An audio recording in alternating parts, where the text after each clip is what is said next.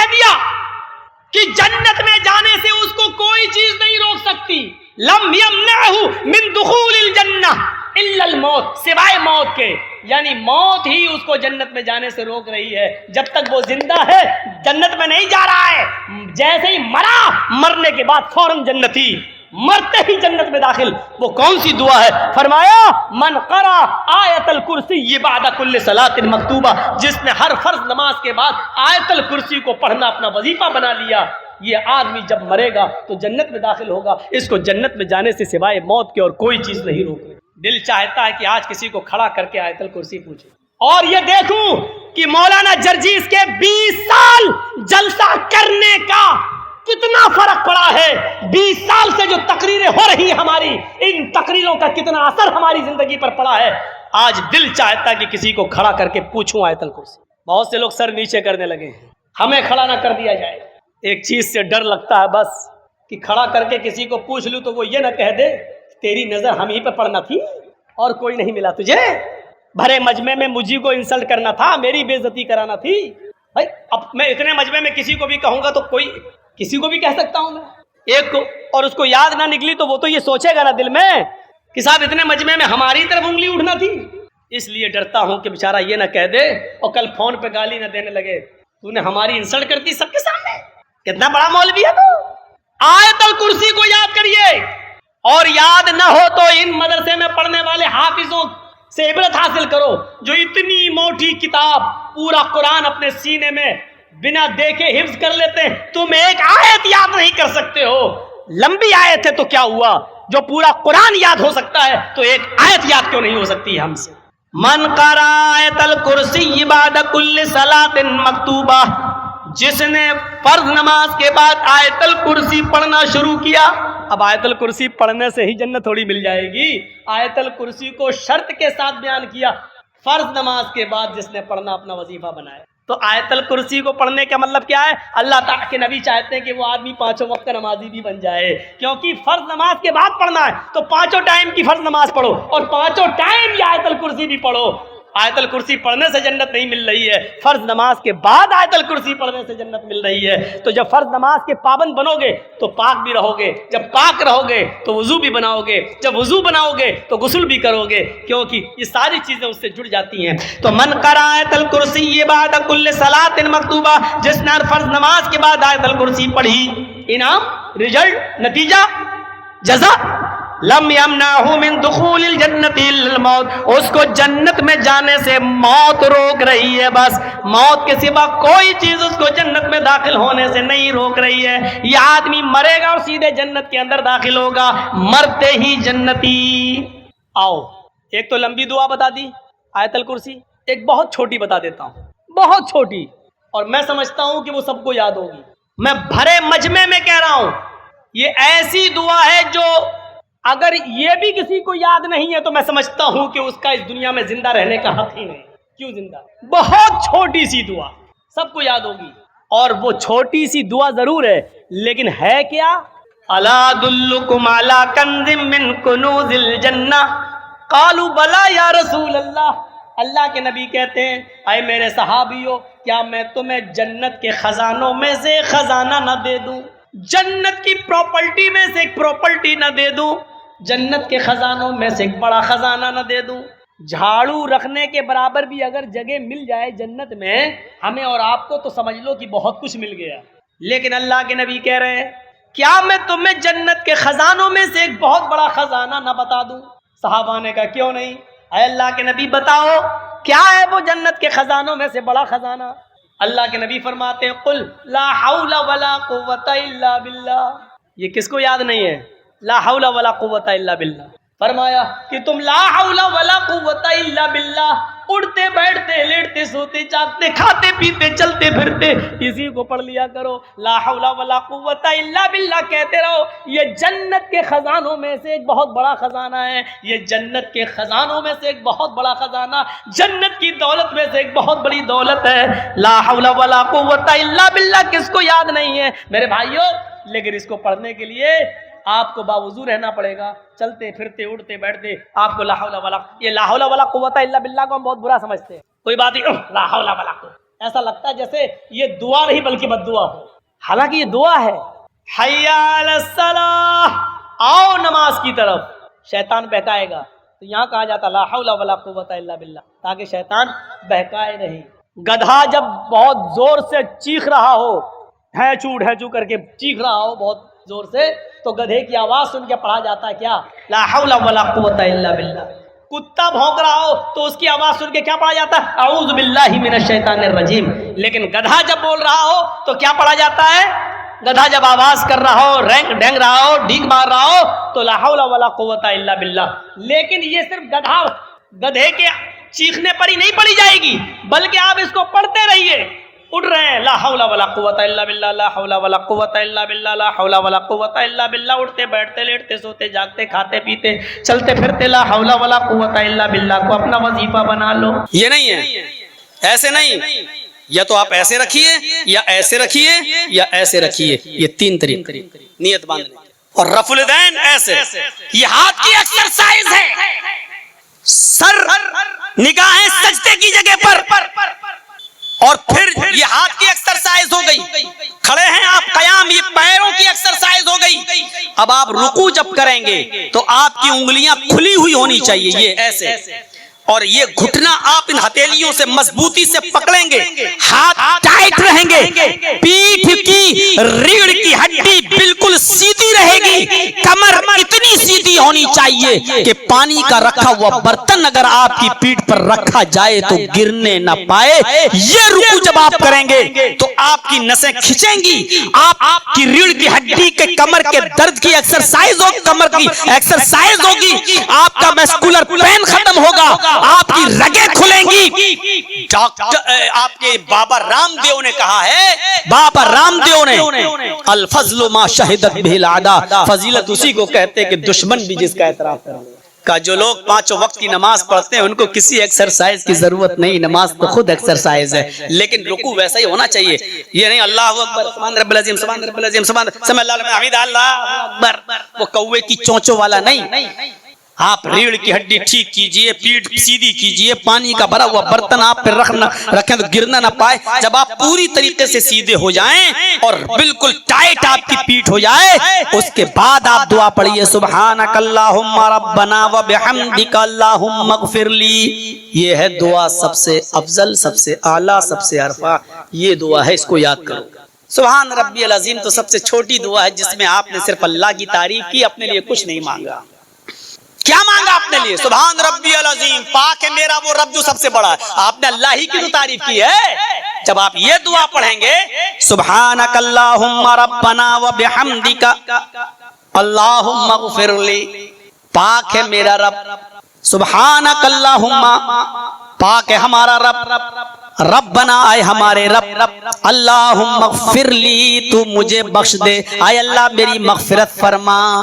जिसको रब की मग़फ़िरत मिल जाए तो उससे बड़ा खुश नसीब कौन होगा। आप अपने लिए भी मांगिए अल्लाह से, ये दुआ याद कर लो। कितनी दुआ है यार, कितनी दुआ छोटी सी, सुब्हानक अल्लाहुम्मा रब्बना व बिहम्दिका अल्लाहुम्मा इग़फिरली। और ये दुआ याद करोगे, ये रुकू में भी पढ़ी जाएगी और सजदे में भी पढ़ी जाएगी, रुकू में भी और सजदे में भी। याद कर लो इस दुआ को, बहुत मुबारक दुआ है, बहुत प्यारी दुआ है।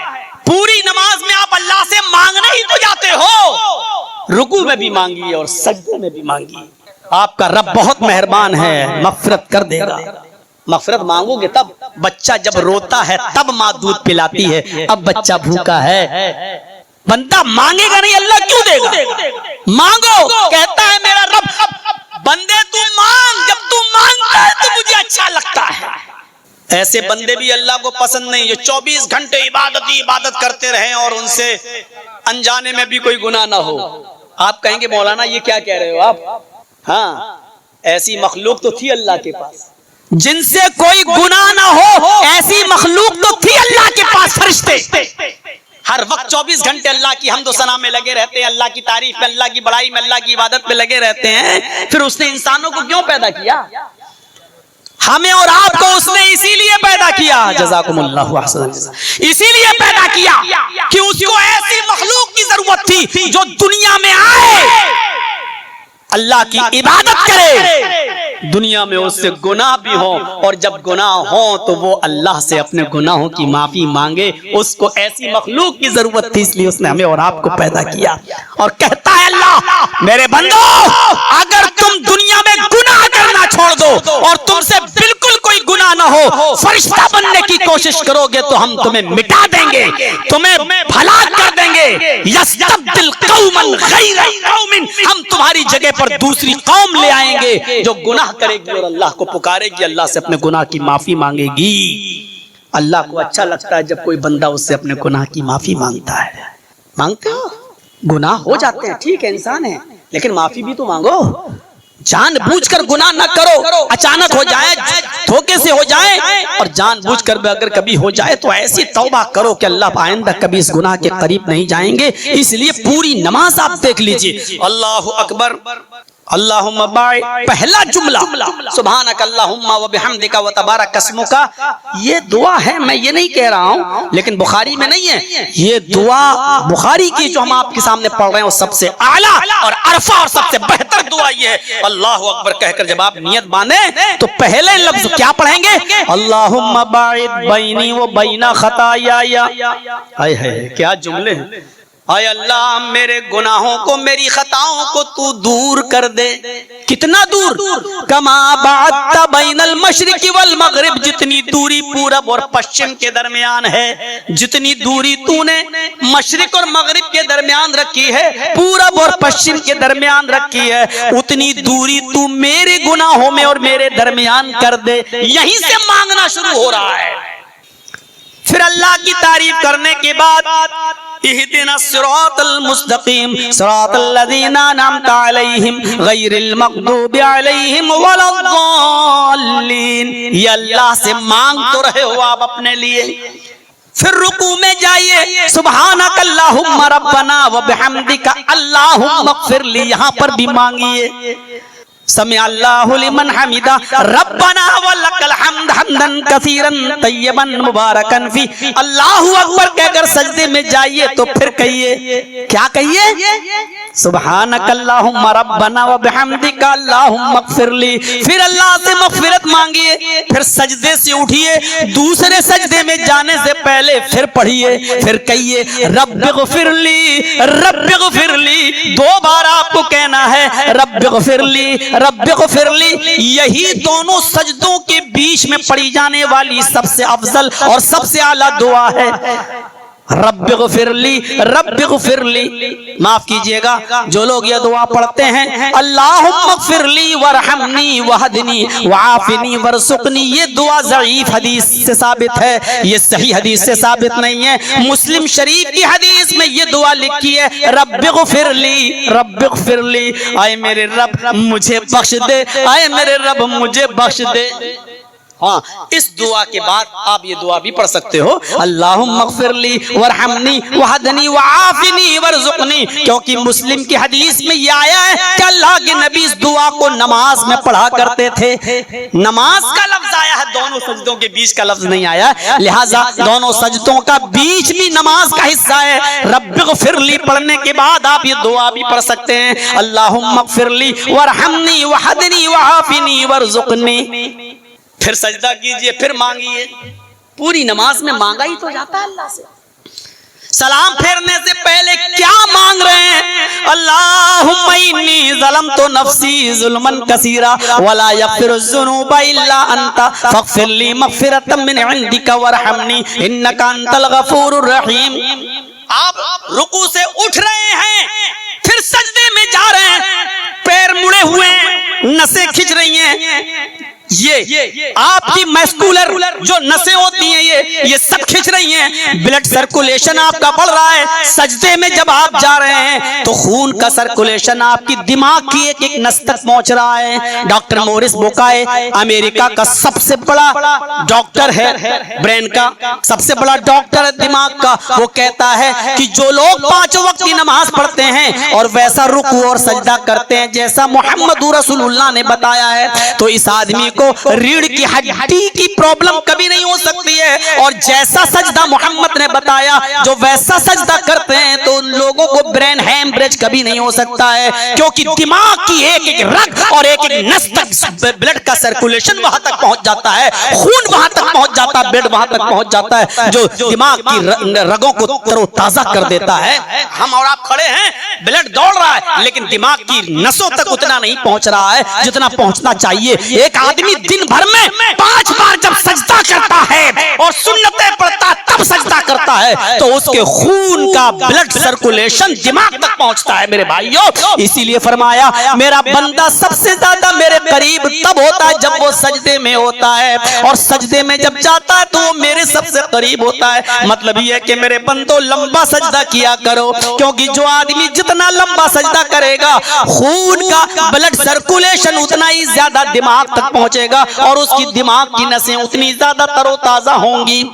ये एक मौलवी तुम्हें बता रहा है, जो काम डॉक्टरों का था, जो काम डॉक्टर्स का था, वो एक मौलवी को करना पड़ रहा है मेरे भाइयों। इससे ज्यादा आज हमारी बदनसीबी और क्या हो चुकी है। हम गौर करें और सोचें कि किस माहौल में हम और आप रह रहे हैं। तो नमाज पूरे शरीर का एक्सरसाइज, एकाकी निराशी परिग्रह, एक अल्लाह के सामने खड़े हो जाओ। हाय अर्जुन, कृष्ण जी कह रहे हैं, हाय अर्जुन एक अल्लाह के सामने खड़े हो जाओ। यच्चत्तात्मा, अपनी आत्मा को उसी की तरफ लगा दो। यच्चत्तात्मा निराशी, सबसे निराश हो जाओ। परिग्रह, लेकिन ऊपर वाले से निराश मत होना।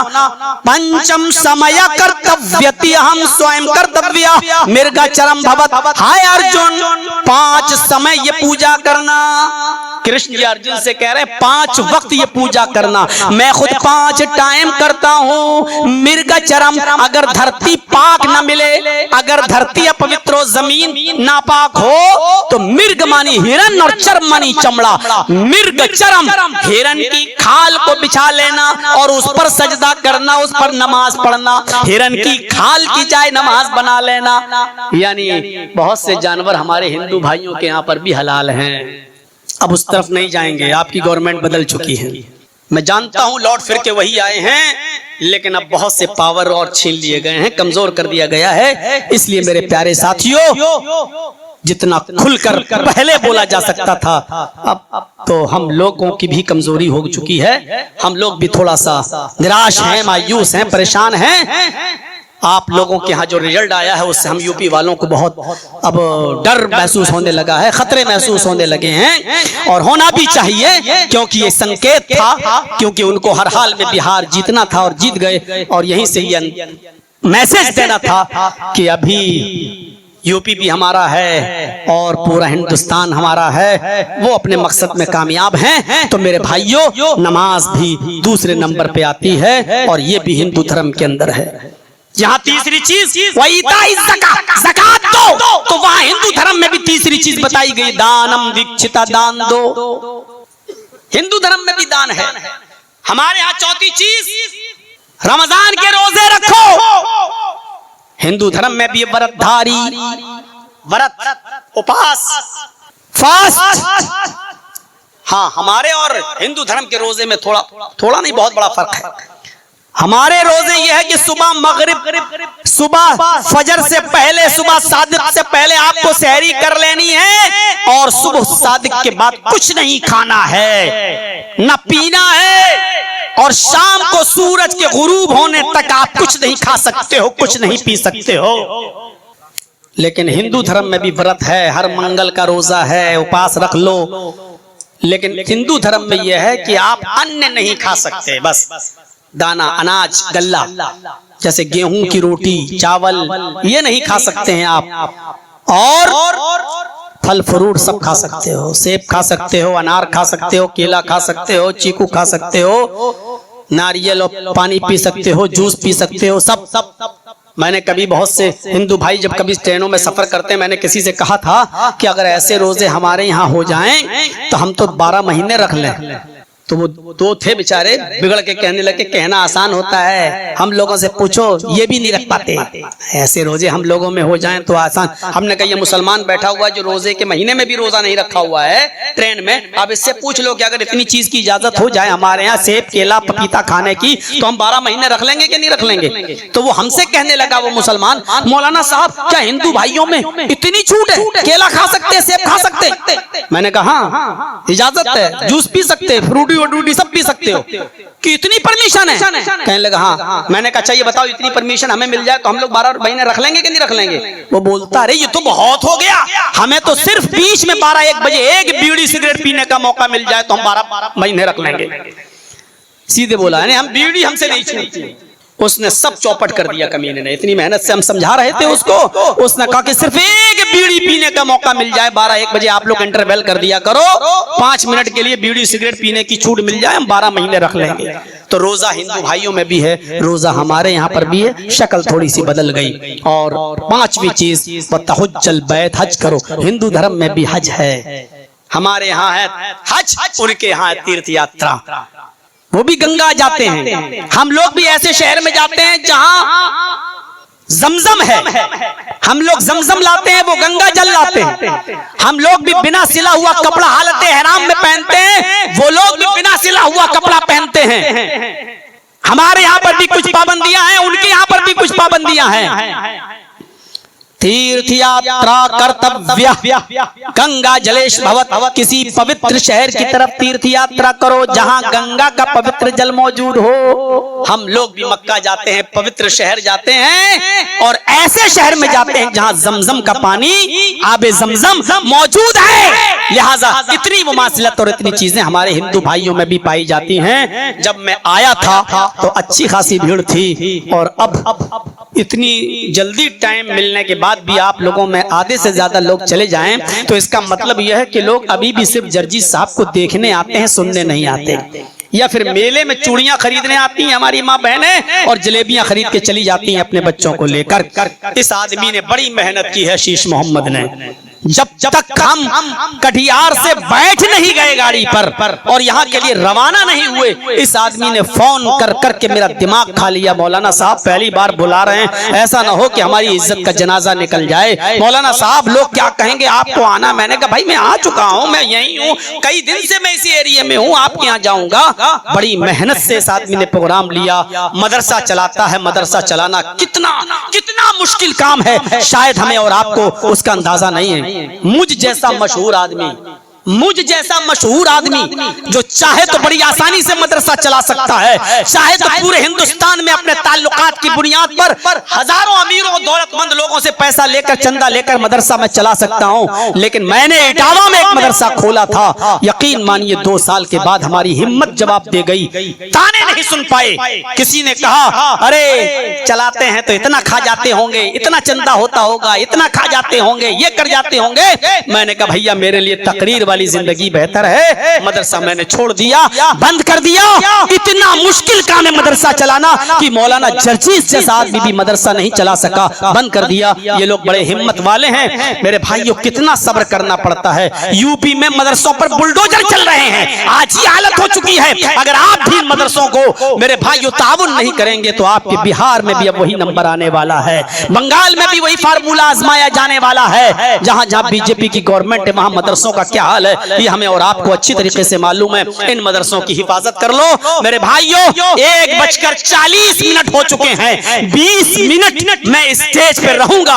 2 बजे तक आपसे मेरी सिर्फ इतनी सी गुजारिश है कि आप मेरे हाथ पर इस इदारे के लिए ताउन करें, ताकि मुझे लगे कि आप आज भी हमसे मोहब्बत करते हैं और मेरी बात मानते हैं। मैं ये भी इस इदारे के लिए मांग रहा हूं, अगर इस्लाम में हाथ जोड़ना जायज होता तो मैं आपके हाथ जोड़ लेता और अपना दामन फैला देता कि इस इदारे के लिए कुछ दीजिए। लिहाजा मेरी तकरीर बस यहीं पर खत्म होती है।